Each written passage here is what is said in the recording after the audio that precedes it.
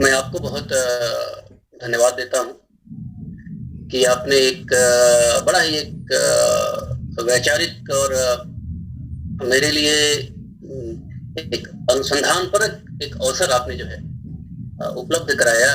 अनुसंधानपरक इसलिए कि पता नहीं क्यों मेरा ध्यान इस ओर गया भी नहीं कभी कि रीतिकालीन कविता की ओर मैं रमा रहा भक्ति काल में और कुछ कथा साहित्य में इधर उधर।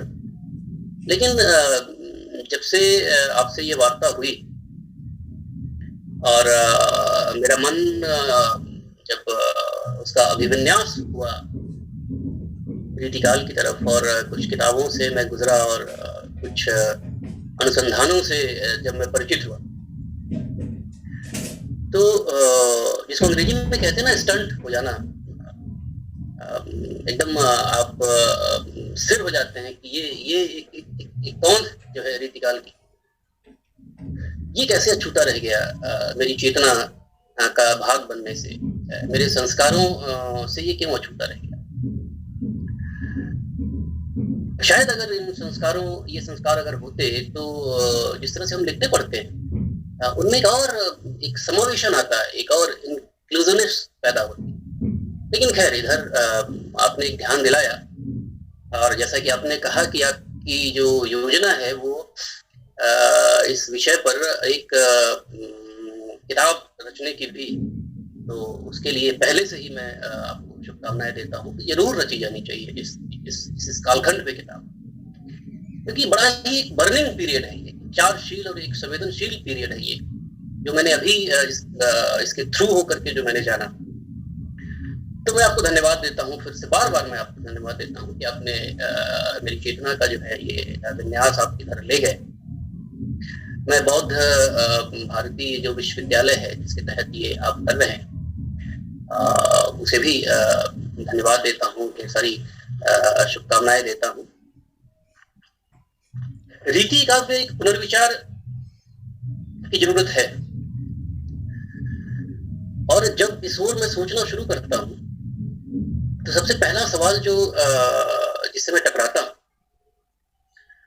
वो ये है कि आखिर ये मेरी चेतना का, मेरी साहित्यिक संवेदनशीलता का, मेरी आलोचनात्मक चेतना का ये भाग क्यों नहीं हो पाया, या हम जैसे तमाम विद्यार्थी जो यहाँ सुन भी रहे होंगे या जो और पढ़ते हैं वो भी अगर अपने मन को अगर टटोलें तो उन्हें लगेगा कि रीति काव्य कुछ खास धारणाओं में बद्ध कर दिया गया है, कुछ खास तरीके की आलोचनात्मक प्रत्ययों में, आलोचनात्मक प्रतिमानों में उसकी सेटिंग कर दी गई है। नक्षिक वर्णन, सौंदर्य चेतना जो है उसकी, या कविता के जिन्हें कला मूल्य कह करके तिरस्कृत किया जाता है, इन दो तीन सेटिंग्स में, इन दो तीन प्रत्ययों में, प्रतिमानों में रीतिकाल को बद्ध कर दिया गया है। और ये प्रतिमानीकरण की जो व्यवस्था है, प्रतिमानीकरण का जो ये आरंभ है, ये शुरू होता है आचार्य रामचंद्र शुक्ल से और आचार्य महावीर प्रसाद द्विवेदी से, जो इस खास तरीके की साहित्यिक संवेदना को, उनका जो प्रबुद्ध मन है वो स्वीकार नहीं कर रहा है। लेकिन आचार्य रामचंद्र शुक्ल या आचार्य महावीर प्रसाद द्विवेदी की जो मनश्चेतना थी उसमें रीतिकाल नेगेटिव या नकारात्मक मूल्य के रूप में प्रतिष्ठित नहीं था। आचार्य शुक्ल भले ही ये जो सौंदर्यवाद है या नक्षिक वर्णनवाद है इसकी घनघोर आलोचना करते हैं, लेकिन उसके बावजूद केशव दास जी या भूषण की कविता है या घनानंद की कविता है, उसकी मुक्तकंठ से वे लिखते हैं, उससे प्रभावित होते हैं, उनके आलोचनात्मक संस्कार प्रभावित होते हैं, विशेषकर घनानंद। द्विवेदी जी, महावीर प्रसाद द्विवेदी जी का मसला कुछ और था। लेकिन बात मैं इन दो आलोचकों की नहीं करना चाहता।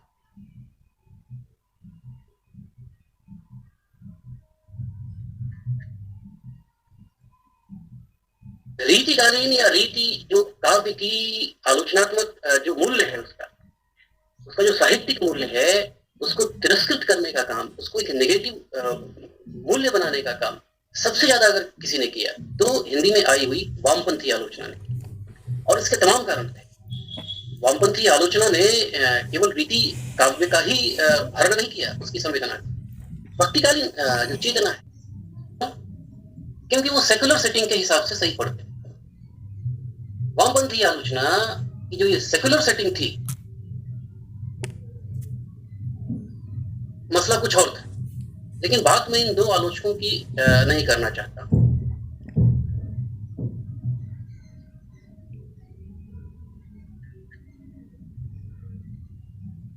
रीतिकालीन या रीति जो काव्य की आलोचनात्मक जो मूल्य है उसका उसका जो साहित्यिक मूल्य है उसको तिरस्कृत करने का काम, उसको एक नेगेटिव मूल्य बनाने का काम सबसे ज्यादा अगर किसी ने किया तो हिंदी में आई हुई वामपंथी आलोचना ने, और इसके तमाम कारण थे। वामपंथी आलोचना ने केवल रीति काव्य का ही हरण नहीं किया, उसकी संवेदना भक्तिकालीन जो चेतना है उसका भी हरण किया। बाद के दिनों के कुछ अगर चेतस आलोचक ना आए होते तो मुझे लगता है कबीर के अलावा हम किसी को नहीं जानते। सूरदास की जो काव्य चेतना है या मीराबाई की जो काव्य चेतना है वो पुरस्कृत रह जाती, ले दे करके भक्तिकाल के नाम पे कबीर और जैसी होते। क्यों? क्योंकि वो सेकुलर सेटिंग के हिसाब से सही पड़ते। वामपंथी आलोचना की जो ये सेकुलर सेटिंग थी, धर्मनिरपेक्ष जो एक इनका जो एक खांचा था, इस खांचे में भक्तिकालीन कविता के अधिकांश कवि नहीं आ रहे, तो रीतिकालीन कविता के कवि कैसे आते? भूषण कैसे आते, जो शिवाजी के ऊपर या छत्रसाल के ऊपर कविता लिख रहे हैं, औरंगजेब के विरोध में जो कविता लिख रहे हैं, जो मातृभूमि की कविता लिख रहे हैं, जो हिंदुत्व की कविता लिख रहे हैं, तो नहीं है। वामपंथी ये जो पैराडॉक्स है, इस पैराडॉक्स ने पूरी रीतिकालीन जो कविता की जो संवेदना है, जो हमारे काव्य संस्कार का, जो हमारे सनातन काव्य संस्कार का एक बहुत एक सतत प्रवाह था। आर्थिक राजनीतिक एक परिवेश में भले ही उसमें कुछ बदलाव आया, और शुक्ल जी के शब्दों में कहें तो जरूर उसने कहीं ना कहीं एक डेविएशन, विचलन हुआ, और बहुत ज्यादा वो सौंदर्य की ओर, श्रृंगार की ओर, रति की ओर, लक्षित वर्णन की ओर वो कविता बढ़ी। लेकिन वो डेविएशन इतना नहीं था कि वामपंथी आलोचना के नाम पर उस पूरे के पूरे वृत्त को ही ओझल कर दिया जाए या गायब कर दिया। इसके बावजूद रीतिकालीन जो काव्य संवेदना है, इसको हमारी चेतना से ओझल किया। इसके कुछ जो सकारात्मक मूल्य थे, जो आगे चल करके हमारे साहित्यिक संस्कार का हिस्सा हो सकते, या जो कलात्मक मूल्य थे, या जो हम कहें कि सौंदर्यात्मक मूल्य थे, साहित्यिक मूल्य थे, जो उन मूल्यों को इस वामपंथी चेतना ने हिंदी साहित्य के जो आगे चलने वाली धारा थी उसका भाग नहीं होने दिया। और ये एक बहुत बड़ी ट्रेजेडी है, और एक बहुत बड़ा ये नुकसान भी रहा कि हम विशेषकर घनानंद जो है, भले ही वो सिलेबस वगैरह में लगे हों, लेकिन उस तरह से उनका प्रोजेक्शन नहीं हुआ जैसे कबीर का हुआ, या जैसे बाद में कुछ लोगों ने मिलकर तुलसी का किया। क्योंकि हमें एक बात ध्यान रखना चाहिए, और ये बहुत रिमार्केबल बात है, भक्तिकालीन चेतना का जो कोर है वो भक्ति है, विचार जो है भक्ति, और भक्ति कहीं ना कहीं एक असांसारिक मूल इसको हम कहते हैं। आज से बहुत पहले आचार्य भामह ने बहुत ही साफ साफ बंटवारा कर दिया था शब्द और अर्थ का। उन्होंने ये कह दिया था कि भाई ये शास्त्र का शब्द है, ये शास्त्र का अर्थ है, और ये साहित्य का अर्थ है, ये काव्य का अर्थ है। इन दोनों में घालमेल संभव नहीं। इसीलिए रीतिकालीन कविता या रीतिकालीन कवि सायास इसी पैटर्न पर कविता लिखना चाह रहा है। आचार्य केशवदास या सीताराम सेनापति अगर काव्यशास्त्रीय नियमों का प्रणयन कर रहे हैं तो उनके निगाह में यही जो जीवनेतर, साहित्येतर जो पक्ष है साहित्य का, जैसे भक्ति, वो निषेध कर रहे हैं। देखिए कविता किस तरह से वो सांसारिकता की तरफ आ रही है, किस तरह से वो फिजिकल हो रही है, दुनियावी हो रही है। तो रीतिकालीन कविता का जो ये मैजिक है, जो ये जादू है, इसको न जाने किस राजनीति की वजह से, न जाने किस वैचारिकता तिरोहित किया गया, निगेट किया गया, और जिसकी त्रासदी आज भी हम भोग रहे हैं।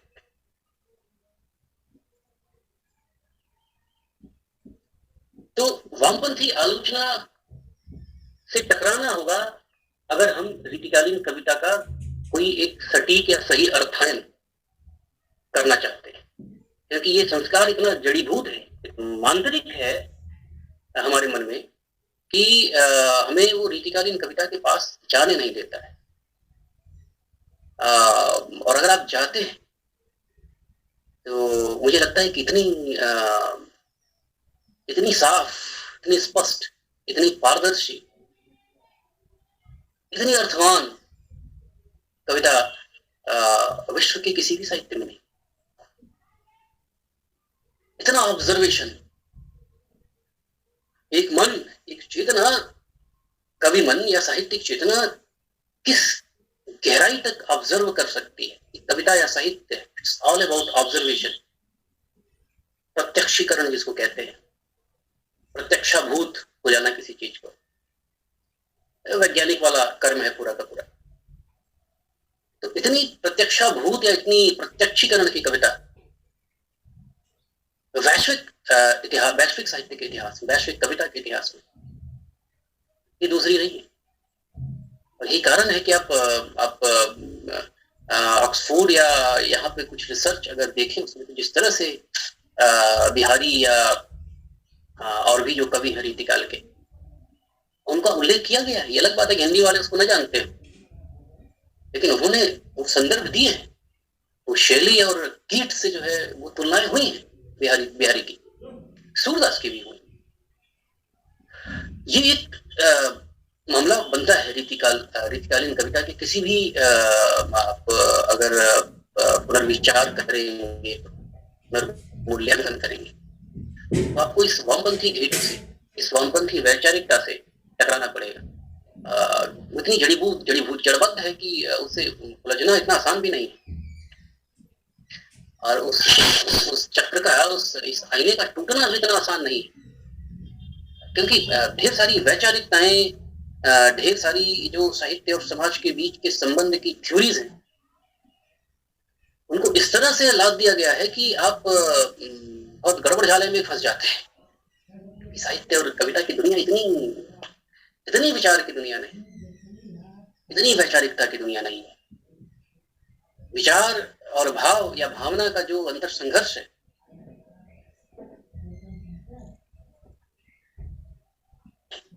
लेकिन हम साहित्यकारों की, आलोचकों की दुविधा ये है, हमारी पीड़ा ये है, हमारी त्रासदी ये है कि अक्सर हम जो ये आधुनिक काल का जो घटाटोप है उसके वश में जाकर के एक वैचारिकता या एक विचार के साथ खड़े हो जाते हैं, जबकि उससे प्रबल होती है भावना, उससे प्रबल है संवेदना, उससे प्रबल है विभाव। शुक्ल जी ने कहा, उनका शब्द था, विचार की जगह। लेकिन ये बात जो मैं कहना चाहता था रीति काव्य के पुनर्विचार के संदर्भ में, इस वामपंथी जो है, इस गेटो को, वामपंथी इस दुरभिसंध को हमें तोड़ना पड़ा। रीतिकालीन कविता के पुनर्विचार का प्रश्न जो जब भी आता है, तो उसमें मैं कोई नई बात आपको बताऊं तो इससे पहले इसमें कुछ शोध हो चुके हैं, क्योंकि मुझे नहीं लगता कि उसे अपने नाम पे बताने से कोई मुझे मूल्य मिल जाएगा। इधर जब मैंने पढ़ा तो प्रोफेसर मैनेजर पांडे का शोध, उनके कुछ लेख हैं, वो पढ़ने लायक है। और मुझे लगता है कि जो भी शोधार्थी या हिंदी साहित्य के विद्यार्थी हैं, उन्हें वो देखना चाहिए। मैनेजर पांडे ने रीतिकालीन कविता के जो पुनर्मूल्यांकन के लिए कुछ बिल्कुल नए प्रस्ताव रखे हैं। मुझे लगता है कि डॉक्टर चंदवली सिंह के बाद उनकी रीतिकाल की किताब है, उसके बाद ये पहला प्रयास प्रोफेसर मैनेजर पांडे का है कि जिसे हमें रीतिकालीन कविता के पुनर्विचार के संदर्भ में देखना चाहिए। वे कई रोचक बातें करते हैं, कई अनुसंधान परक बातें करते हैं, जिनकी तमाम की मैं चर्चा नहीं करना चाहता। लेकिन उनका एक प्रस्ताव बड़ा जबरदस्त है। एक उनका लेख मैं देख रहा था इधर, रीतिकाल मिथक और यथार्थ। उसमें उन्होंने जो बहुत ही दृढ़ स्थापनाएं की हैं, 2-3 बल्कि 2। उन्होंने ये कहा है कि इस कविता का ऐतिहासिक और राजनीतिक मूल्यांकन नहीं हुआ। अब इतिहास किस तरह से इस कविता में आता है, ये बड़ा एक रोचक प्रस्ताव मैनेजर पांडे रखते हैं।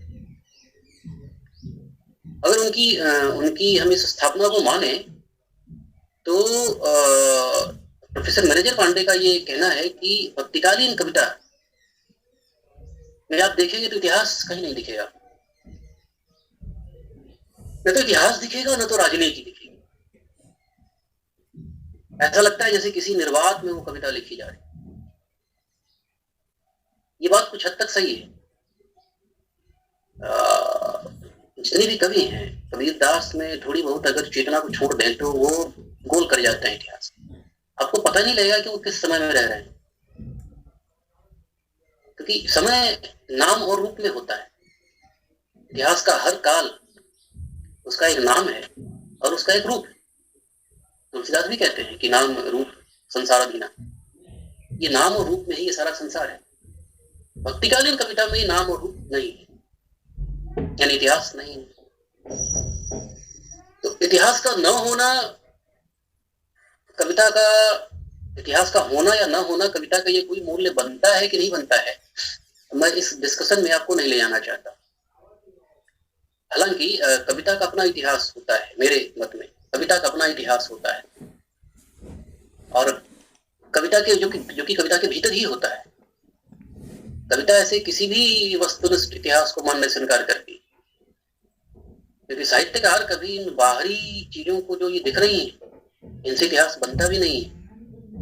बाहरी घटनाओं से ज्यादा ऑथेंटिक इतिहास भीतर चल रही जो घटनाएं उनसे बनता है। लेकिन चूंकि प्रोफेसर मैनेजर पांडे एक वामपंथी एक चेतना है उनकी, तो उस मनस चेतना में इस प्रत्यक्ष इतिहास जो है वो भक्ति में नहीं, वो ऐसा मानते हैं। हालांकि मैं ऐसा नहीं मानता हूँ, लेकिन फिर भी पंडित जी की ये मान्यता कुछ हद तक इस पे हम विचार कर सकते हैं कि रीतिकालीन कविता में एक इतिहास मिलता है जो उससे पहले के आलोचकों ने नहीं कहा था। उसको श्रृंगार या रस की कविता या नक्शे वर्णन की कविता मान करके कूड़े में फेंक दिया।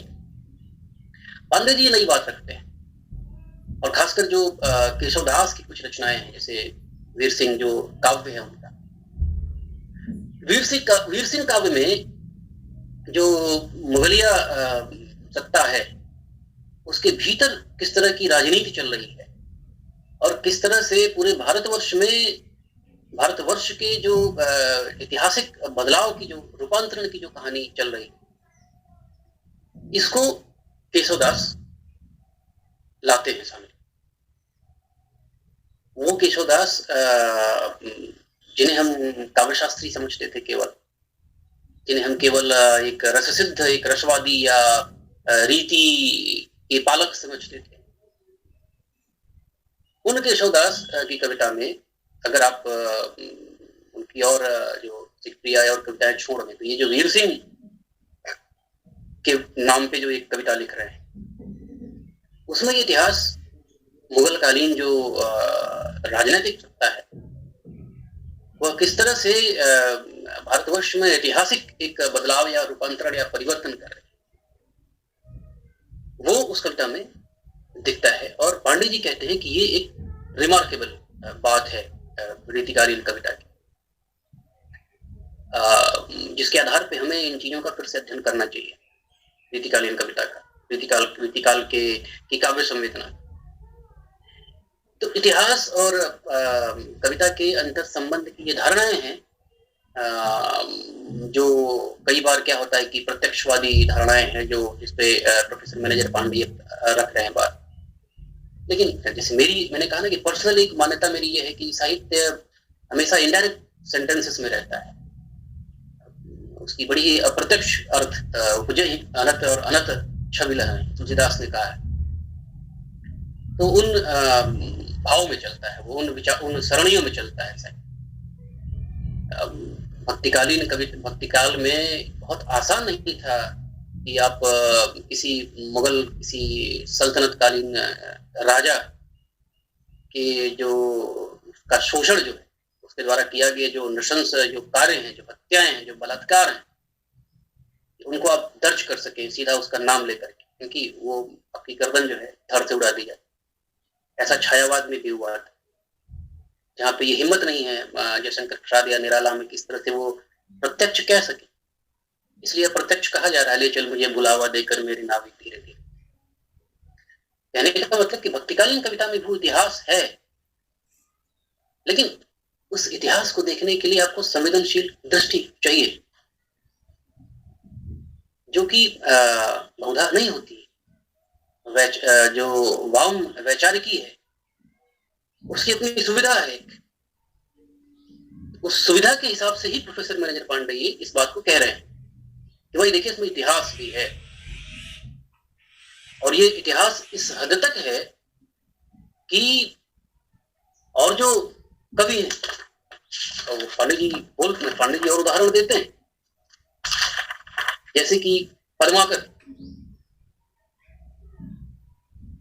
ने, ये भी बड़ी अजीब सी एक बात है कि अंग्रेजों के आने की चिंता या अंग्रेजों के आने से जो एक भविष्यगत जो एक उलटफेर होने वाला है देश की संस्कृति में या देश की सभ्यता में, उसकी राजनीति में, अर्थतंत्र में, इसको पद्माकर भी महसूस कर रहे हैं और अपनी कविता में दर्ज कर रहे हैं।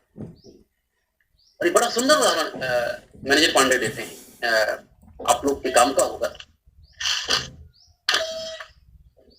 कहां अंग्रेज अपनी जड़ें जमा रहे हैं, ये पद्माकर लिख रहे हैं कि मीनागढ़, बंबई, सुमंद, मंदराज, बंग, बंदर को बंद कर बंदर बसाओगे, ये भारत के स्थानीय राजाओं को कहा जा रहा है। कहें पद्माकर कसक कश्मीर हूं को, पिंजर सो घेर के कलिंजर छुड़ाओगे, बाका नृप दौलत अलीजा महाराज कभो, साज दल पकड़ फिरंगिन भगाओगे, दिल्ली दहपट पटना हो को झपट कर, कबहू लत्ता कलकत्ता की उड़ाओ। निश्चित तौर से बहुत ही गहन संवेदना है रीतिकालीन, और अगर ऐसे वाक्यों से हम गुजरते हैं तो वो जो नक्शिक वर्णन या जो सौंदर्यवादी चेतना है के साथ फिर इन व्यक्तियों को हमको जो है बैलेंस करना होगा, इनका संतुलन बनाना होगा। और जब ऐसे हम संतुलन करेंगे तो निश्चित तौर से रीतिकाल का जो चेहरा है रीतिकाल का जो आईना है उसकी बहुत सारी धूलें हम साफ कर सकते हैं, जो कि नहीं हुआ है। और प्रोफेसर पांडे का ये बड़ा स्तुत्य काम है। और भी वो उदाहरण देते हैं।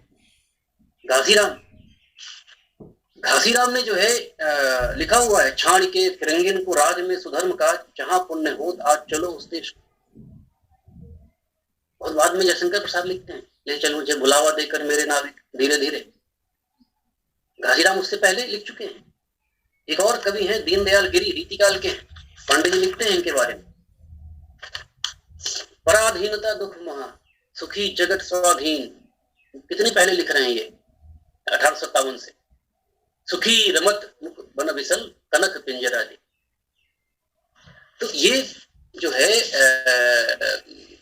पांडे जी का जो ये प्रस्ताव है कि इस कविता का ऐतिहासिक और राजनीतिक मूल्यांकन नहीं हुआ है, और ऐतिहासिक और राजनीतिक मूल्यांकन करने हम जाएंगे जब, तो निश्चित तौर से जो रीतिकाल का चेहरा है, जो ये रसवादी या सौंदर्यवादी या कलावादी जो चेहरा है, नक्शवादी जो चेहरा है, चेहरा टोटल फॉर्मेट हो सकता है।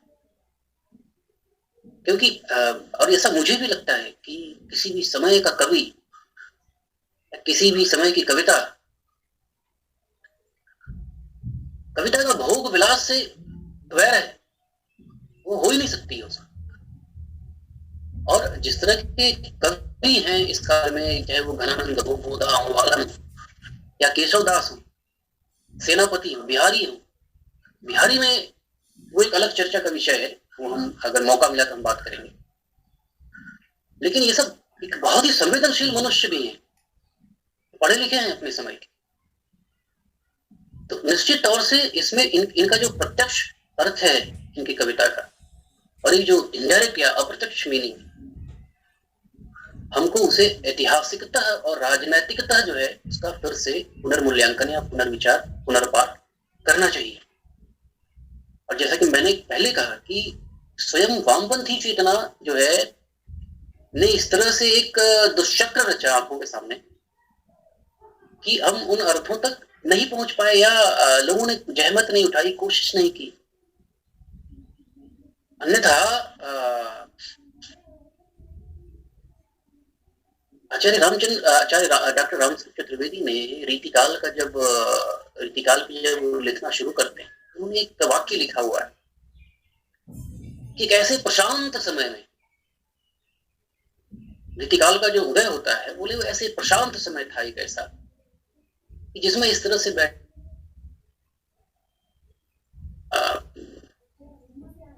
नियत थी और उसका कोई विकल्प नहीं था।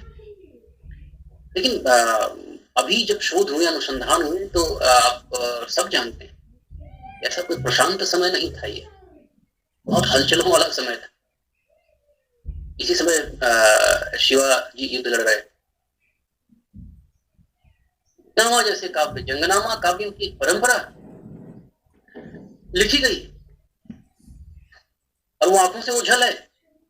उसका कारण यही है कि सेकुलर पॉलिटिक्स के नाम पे, धर्मनिरपेक्ष राजनीति के नाम पे ऐसे हर कविता को छुपा दिया गया है जो इस मातृभूमि पर लिखी जा रही है, जो एक निरंकुश मुगलिया सत्ता के खिलाफ लिखी जा रही, उनके शोषण के खिलाफ लिखी जा रही, और जो उस दौरान एक उभरता हुआ भारतीय चित्त है, जो हिंदू चित्त है, जो हिंदू मन है, इसको दबाने की,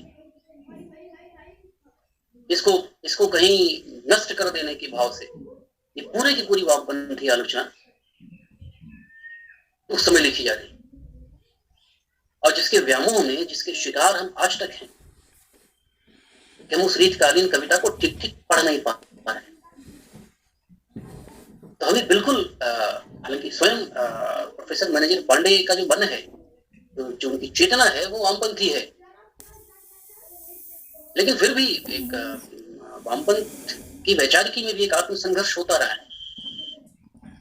तो इस आत्मसंघर्ष के प्रतिभूत जो है ये चीजें निकल के आई हैं, जो निश्चित तौर से विचार करना चाहिए। लेकिन मुझे लगता है कि हमें इसे थोड़ा और आगे चल के विचार करना चाहिए रीतिकाल में, क्योंकि रीतिकाल के दो छोर ऐसे हैं, अगर हम केशव दास इन सबों को एक बार भूल भी जाएं, बिहारी दास, तो दो ऐसे निर्णायक छोर है, बहुत ही इसको कहते हैं क्रांत छोर है, जहां पे एक इतनी ऐतिहासिक कविता, एक इतनी समृद्धशाली कविता है, जिसके संस्कार बहुत आगे जाकर के हम आधुनिक कवियों में भी देखते हैं।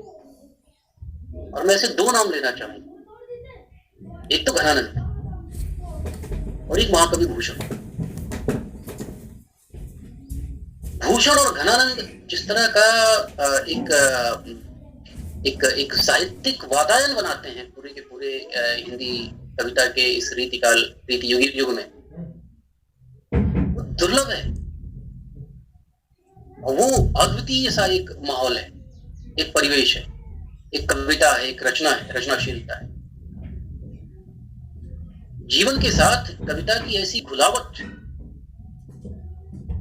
बहुत कम कवियों में देखी जाती, बहुत कम। जो घनानंद जैसा लिख सके, पाऊं कहां हरि हाय तुम्हें, धरती में धसों की आकाशें चीर। अभी हरि यह जो शब्द आया है तो भक्तिकालीन चेतना का, लेकिन सुजान चरित जब वो लिख रहे हैं, जो जो जो जिस तरह का एक दुर्दमनीय प्रेम, बिल्कुल हालांकि स्वयं प्रोफेसर मैनेजर पांडे का जो मन है, जो उनकी चेतना है, वो वामपंथी है,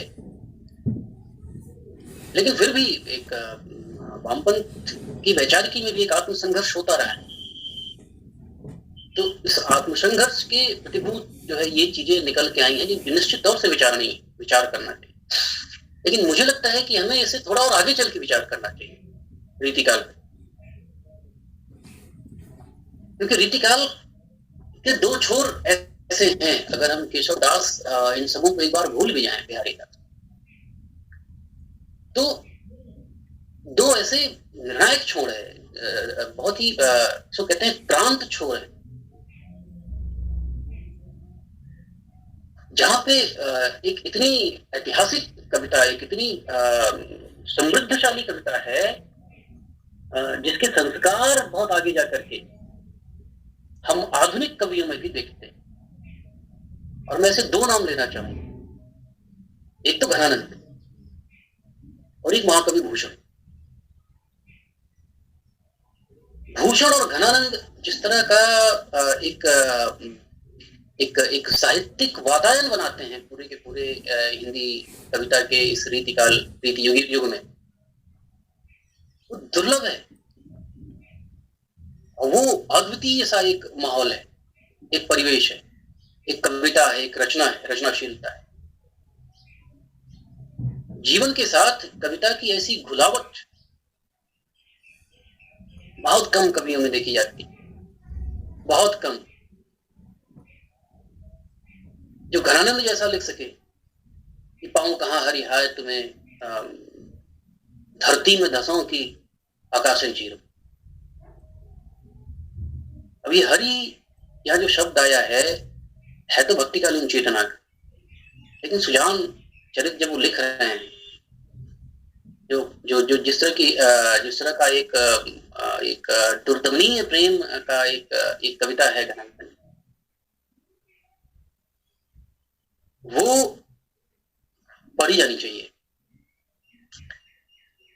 इसलिए पढ़ी जानी चाहिए कि मुगलिया काल में, इस निरंकुश सत्ता के काल में विकल्प दो ही थे, युद्ध और प्रेम। साहित्य कविता किस मूल्य को प्रोजेक्ट करना चाह रही है अपने समय में, हमें ये देखना चाहिए। हमें ये नहीं देखना चाहिए कि ये श्रृंगार भी एक मूल्य है, सौंदर्य भी एक मूल्य है, और साहित्य का मूल्य जो है वो श्रृंगार और सौंदर्य ही हो सकते हैं। युद्ध और वीरत्व, जिनका परिणाम अंततः नरसंहार है, मनुष्यता का हनन है। वो कविता ओजस्वी गाने में बड़ी अच्छी, भले ही अच्छी लग सकती है, लेकिन अंततः जो है साहित्य कविता के जो पूर्ण हो सकता है, हृदयस्थल हो सकते हैं, वो श्रृंगार और प्रेम ही हो सकता है, क्योंकि धरती पर जीवन में यही स्थिरता देगा। वीरत्व और उसके उसके परिणामतः पैदा हुई जो हिंसा है वो नहीं। तो ये दो छोर हैं, मैंने कहा ना, ये दो छोर है, एक भूषण है और एक घनानंद है। तो घनानंद की कविता को जो है महत्व तो दिया गया, लेकिन जिस तरह से घनानंद की कविता को सेंटर होना चाहिए था, जिस तरह से घनानंद के माध्यम से इस पूरे रीतिकाल को फिर से समझने का एक जरिया होना चाहिए था, उसे साहित्यिक संस्कारों का जो अंग बनाया जाना चाहिए, वो नहीं किया गया। क्योंकि अंततः जो है घनानंद की कविता में भी अब बहुत अंदर तक पढ़ेंगे तो ये टीस है, निरंकुशता की टीस है, अपने समय की राजनीतिक छाया है, परछाई है, बड़ी बड़ी खतरनाक छाया है। और वो खतरनाक छाया किंवदंती है कि कविता है, ये हम आप सब विचार करेंगे, लेकिन वृंदावन की वो घटना इसमें मुगलिया जो है आक्रमणकारी घोड़े पर, अरबी घोड़े पर सवार होकर के आते हैं और घनानंद के से रज और रज की मांग करते हैं, सोना सोना और सोना, और उसकी जो वो पंक्तियां हैं वो पढ़नी है, वो मैं आपके सामने रखता हूं।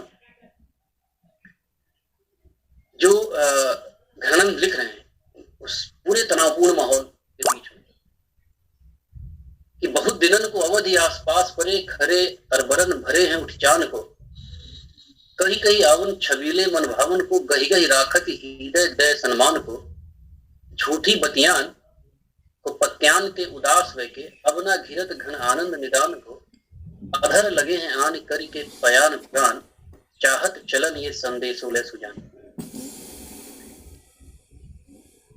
कहते हैं कि एक किंवदंती है, उसके बाद घनानंद की जो है हत्या कर दी है उन्हीं सैनिकों के द्वारा। एक ऐसी निरंकुशता के समय में हमें विचार करना चाहिए कि ऐसे निरंकुश समय में घनानंद सुजान के माध्यम से जिस तरह से एक प्रेम संकेतन कर रहे हैं कविता के माध्यम से, वो कितनी बड़ी टिप्पणी उस समय की राजनीति और इतिहास पे जा रही, इसकी भी व्याख्या नहीं की जाती। मैंने कहा ना कि छुपा लिया जाता है सेक्युलर धर्मनिरपेक्ष राजनीति के नाम पर। ये सारे की सारे कविता के जो क्रांत मूल्य हैं, प्रेम एक क्रांत मूल्य, श्रृंगार एक क्रांत मूल्य है। कवि जब अपनी कविता में उसका इस्तेमाल कर रहा है, उसका प्रयोग कर रहा है, सायास कर रहा है, क्योंकि वो कवि ये नहीं चाहता कि उसका अर्थ वही लिया जाए जो वो लिखा हुआ है।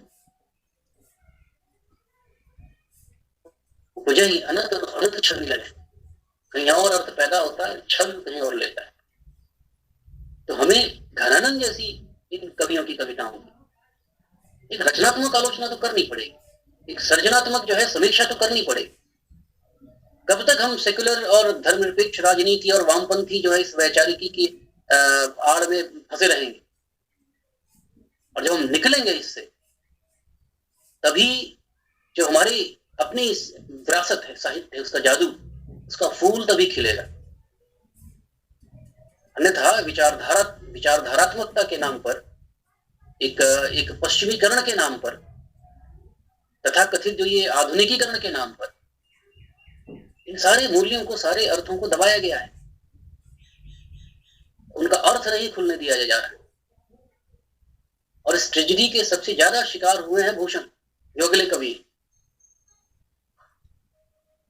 भूषण तो पढ़ के, और इस दौरान ही मैंने पढ़ा, लगा कि इस कवि की संवेदना को क्यों दबाया गया। ये शिवाजी राव का जो है गायन करने वाला जो कवि है, या छत्रसाल जो दशक लिखने वाला ये कवि है, इसकी संवेदना को क्यों धूमिल किया गया है? इसलिए किया गया है क्योंकि इसमें मुगल सत्ता का जबरदस्त विरोध है।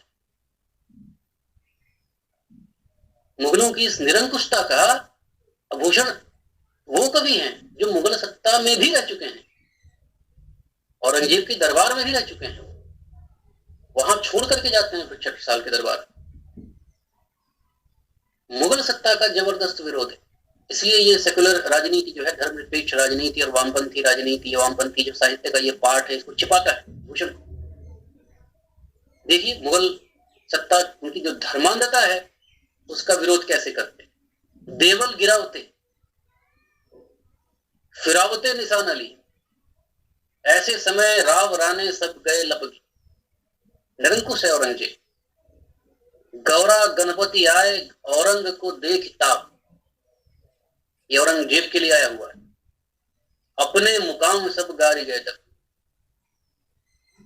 निरंकुश इतना है, ये मुगलिया सल्तना, मुगलिया जो सत्ता है निरंकुश इतनी है कि अगर आप उनकी बात नहीं मानेंगे तो गर्दन काट के गर्दन की मीनारें खड़ी कर देंगे। ऐसा काशी विश्वनाथ जो मंदिर जो गिराया गया था, वो ऐतिहासिक जिक्र है। काशी का जो अपना इतिहास है, इन्होंने तो एक इतिहास लिख दिया, रोमिला थापर से लगाए सब लोगों ने, लेकिन काशी के जो हमारे सनातन इतिहासकारों ने जो इतिहास लिखा, हमने आपने कभी उसको पढ़ा है?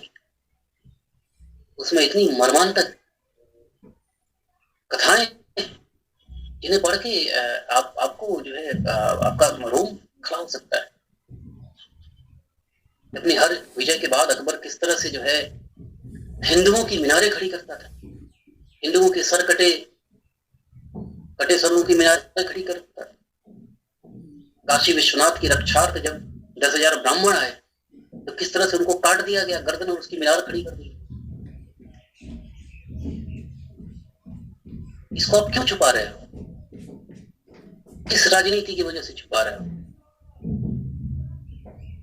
Let the truth comes out. इतिहास के सच जब सामने आएंगे तो वर्तमान और संयत होगा, स्थिर होगा।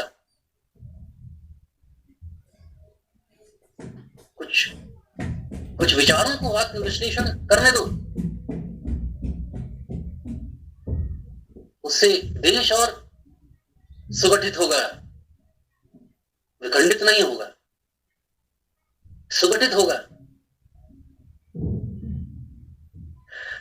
इन भूषण में इस निरंकुश सत्ता के खिलाफ ये भाव है, इसको छुपाया जा रहा है। भूषण शिवाजी के माध्यम से, छत्रसाल के माध्यम से एक नई एक सभ्य संस्कृति का सपना देख रहे हैं। एक बहुत ही समरस संस्कृति, उसका स्वप्न जो है वो शिवाजी के स्वराज के माध्यम से देख रहे हैं। और उसका बड़ा ही व्यवस्थित तरीके का जो रूपायन है, शब्दायन है, जो भूषण की कविता में है। आज जिसे हम राजनीतिक तरीके से हिंदू राष्ट्र का स्वप्न या ये सब कहते हैं, ठीक है, मैं वो टर्मिनोलॉजी में नहीं जाता हूं, लेकिन भूषण के समय का जो भारतवर्ष है, उस भारतवर्ष की जो सामाजिकी और सांस्कृतिकी है, उसको समुच्चय, उसके समन्वित रूप से भारत का जो भविष्य हो, जो यूटोपिया हो, जो तुलसीदास रामराज्य लिख रहे हैं, या सूरदास का जो कृष्ण राज्य है, या जयसी का जो पद्मावत जो यूटोपिया है, वैसे एक भविष्य भारत का स्वप्न जो है भूषण देख रहे हैं शिवराज के माध्यम से, शिवाजी के माध्यम से। उस यूटोपिया को छिपा लिया गया, उस आदर्श राज्य की जो कविता क्रिएट करती,